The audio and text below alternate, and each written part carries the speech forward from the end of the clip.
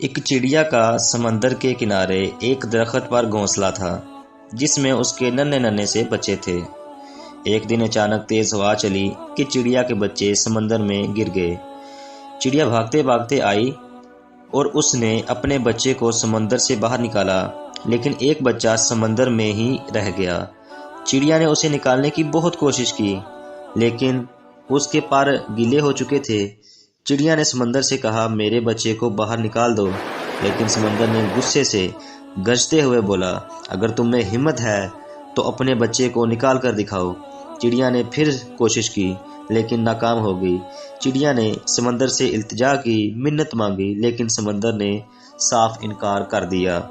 آخر چڑیا غصے سے بولی، دیکھ، اگر تم نے میرے بچے کو باہر نہیں نکالا تو میں تیرا سارا پانی پی جاؤں گی اور تجھے صحرا میں تبدیل کر دوں گی۔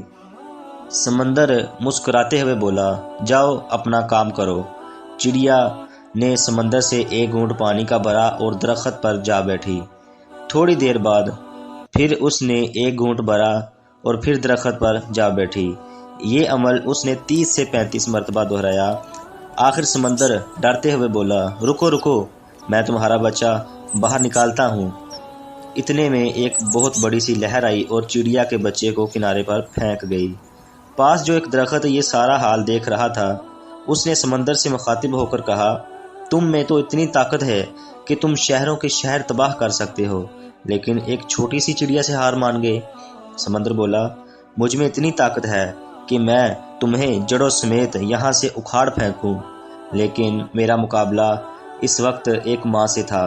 جس انداز میں وہ اپنے بچے کے لیے کوشش کر رہی تھی، مجھے لگا کہ یہ واقعہ ہی میرا سارا پانی پی جائے گی اور مجھے صحرا میں تبدیل کر دے گی۔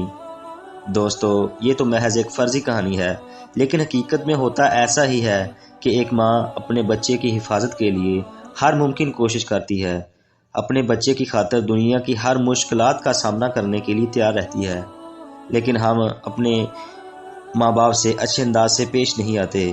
ہمیں چاہیے کہ ہم اپنے ماں باپ کا خیال رکھیں تاکہ ہماری اولاد بھی ہمارا خیال رکھے۔